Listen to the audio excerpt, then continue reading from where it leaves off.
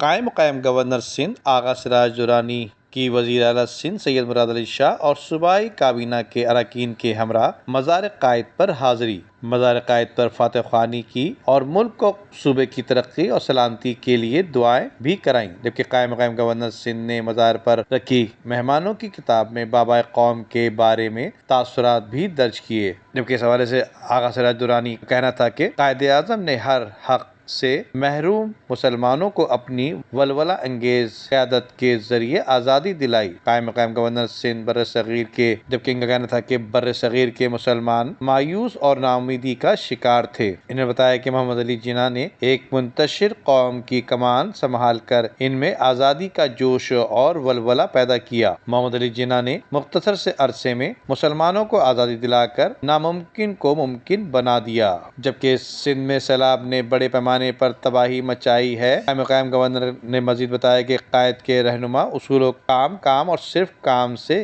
اس قدرتی آفت سے نبرد آزما ہوا جا سکتا ہے، جبکہ دوسری جانب ایڈمنسٹریٹر کراچی بیرسٹر مرتضی وہاب کی قائد اعظم کے یوم وفات کے موقع پر مزار قائد پر حاضری دی، جبکہ ان کے ہمراہ میونسپل کمشنر افضل زیدی اور KMC کے محکمہ جاتی سربراہان بھی ان کے ہمراہ موجود تھے۔ آج بابائے قوم قائد اعظم محمد علی جناح رحمۃ اللہ علیہ کی برسی کے موقع پر میں بلدیہ عظمیٰ کراچی کی جانب سے کراچی کی عوام، سارے صوبہ سندھ کی عوام، پاکستان کی عوام کی جانب سے بابائے قوم جناب قائد اعظم محمد علی جناح کی مزار پر میں نے حاضری دی،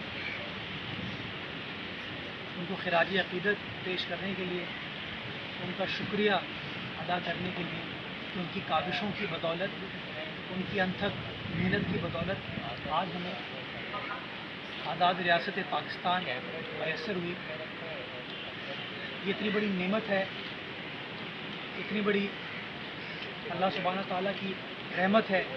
ہم 22 کروڑ عوام کے اوپر، اس پر جتنا شکر ادا کیا جائے وہ کم ہوگا۔ 11 ستمبر کی مناسبت سے اور سال کے ہر پل کی مناسبت سے ہمیں قائد اعظم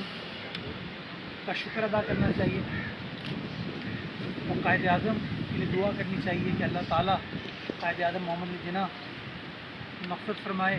اور ان کو جنت الفردوس میں اعلیٰ ترین مقام عطا فرمائے۔ ایڈمنسٹریٹر مرتضی وہاب نے کراچی کے شہریوں کی جانب سے قائد اعظم کے مزار پر پھولوں کی چادر چڑھائی اور قائد اعظم کی جدوجہد اور محنت کی وجہ سے ہمیں آزاد وطن ملا، یہ بات بیرسٹر مرتضی وہاب نے مزار قائد پر میڈیا سے گفتگو کرتے ہوئے کہی تھی۔ ان کا کہنا تھا کہ پوری قوم قائد اعظم محمد علی جناح کے شکر گزار ہیں، جبکہ مرتضی وہاب نے بتایا کہ وطن عزیز کی تعمیر و ترقی کے لیے اب ہمیں اپنا کردار ادا کرنا ہوگا۔ ندیم صدیقی، میٹرو 7 پاکستان۔ عمدہ میں پکائیں اور جی بھر کے کھائیں۔